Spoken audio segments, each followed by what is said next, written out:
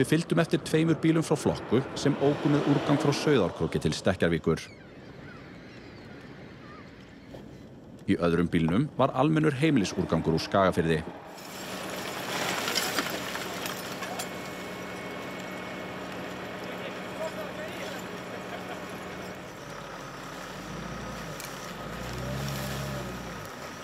Í hinum bílnum voru 12 tonn af dýrahræjum sem hafði verið safnað saman hjá bændum í Skagafirði daginn áður. Sum þeirra voru í pokum en önnur laus á pallinum. Dýrahræ eru urðuð allt land. Árið 2021 voru samtals 1557 tonn af hræjum urðuð á öllu landinu.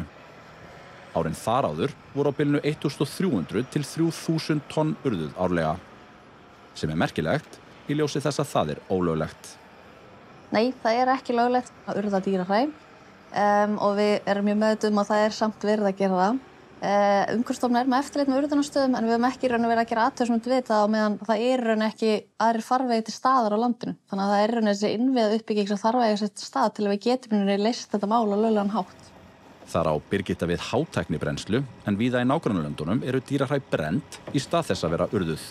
Það náttúrulega mjög stórt loftslagsmál að urða bara lífrænan úrgang og náttúrulega dýrahræ lífrænn úrgangur þannig að verður náttúrulega töluverð metanlósun út af þessari urðun og náttúrulega hún ekki bundið við árið í ár, hún náttúrulega heldur áfram að losa urðunarstæður langt eftir að dýrahræin eru urðuð.